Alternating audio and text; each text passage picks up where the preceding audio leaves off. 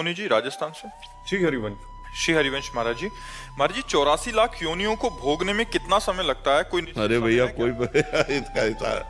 इसका हिसाब कोई ऐसी ऐसी योनियां 10-10 हजार वर्ष तक एक ही योनि में, और एक जैसे सर्प योनि है, अब उसके कितने हैं, दुमहा कोबरा कितने कितने, अब उसके तो ब्रह्मा जी से बात करनी पड़ेगी हमारे पास तो उसका लेखा जोखा है नहीं, ब्रह्मा जी से बात करनी पड़ेगी, वो बनाते हैं उनको पता होगा, अपने को तो पता नहीं, अपने तो ब्रह्मा के बनाए हुए इसलिए तो अपने को कोई अनंत माया भगवान की है, अनंत योनि।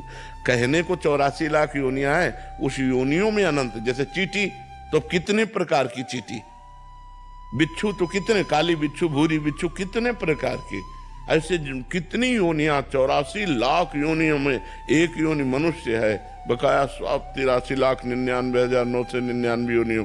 वो गणित तो भैया किसी को नहीं मालूम। आप ये विचार करो, एक मनवंतर में एक देवराज इंद्र होते हैं, लेकिन वो मरते नहीं है, वो केवल देवराज इंद्र, एक मनवंतर।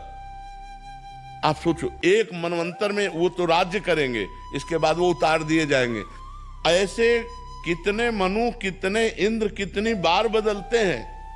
तब ब्रह्मा जी का एक दिन होता है, ब्रह्मा जी का एक दिन, उनमें से प्रजापतियों की सब, ये सब योनियों में ही तो है, 84 लाख योनियों के अंतर्गत ही है।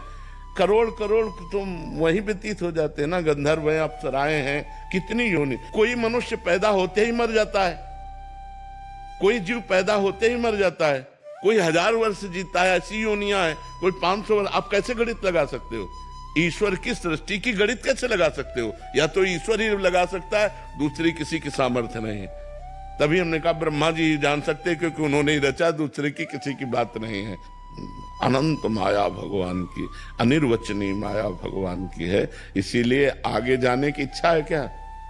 84 लाख में जाने की इच्छा है क्या? तो बस इसको पूरा कर मनुष्य जन्म मिला है 84 लाख योनियों से मुक्त होने के लिए।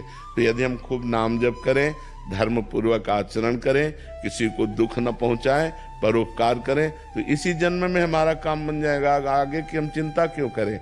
इसी जन्म में हम अपना काम बना लें। मनुष्य शरीर काम बनाने के लिए मिला है, और वो काम है भगवत प्राप्ति, वो है भगवान की प्राप्ति। जब तक भगवान की प्राप्ति नहीं होती, तब तक जीव को दुर्दशा भोगनी पड़ती, बड़ी विचित्र दुर्दशा, बड़ी विचित्र।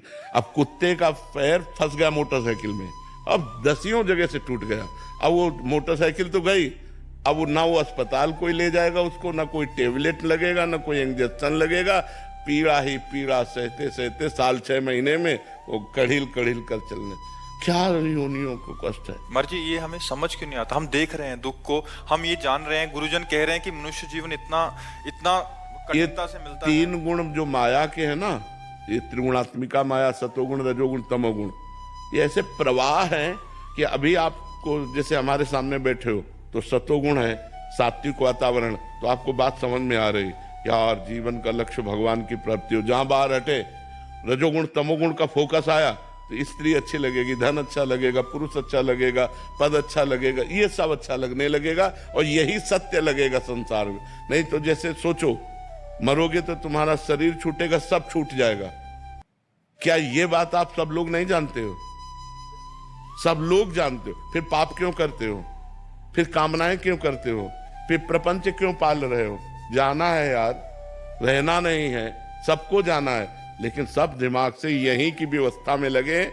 वहां की व्यवस्था कोई नहीं कर रहा है, कोई बिरला वहां की व्यवस्था सोच रहा होगा। नहीं, अगर हम जब तप भी कर रहे तो ये कह रहे हमारा लड़का बहू अच्छा रहे, हमारा बेटी दामाद अच्छा रहे, हमारी ये कामना पूर्ण हो जाए, हमारा वो काम पूरा हो जाए, बस इसी में हम लगे हुए। और यहाँ का कभी मर्जी देखी जाएगी जो होगा, कल किसने देखा, आज भोग लो। आज तो जब देखने को मिलता है तब देखने लायक नहीं रहते।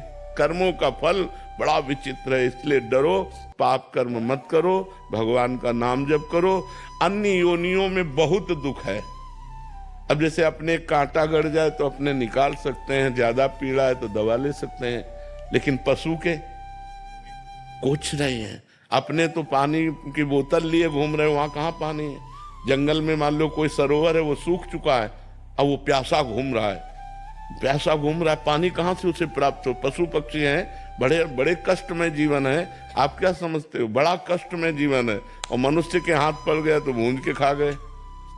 मनुष्य रूपी राक्षस ऐसे हैं कि दिन भर मेहनत करते हैं और शाम के मुर्गा मुर्गी खाते हैं। भी खाते थे, लेकिन जब से आपका सत्संग सब कुछ छोड़ दिया। हाँ भैया, बहुत पाप कर्म किसी जीव के मांस को खाना मतलब अपनी दुर्गति कर लेना है। शराब पीना, मांस खाना, पराई स्त्री से व्यभिचार करना, पराये धन को हड़पना, यही तो दुर्गति के कारण है। इन्हीं के कारणों से तो हम 83,99,999 योनियों में जाते हैं। इसलिए खूब भजन करो, किसी गलत आचरण में हम ना जाएं। रोहन जी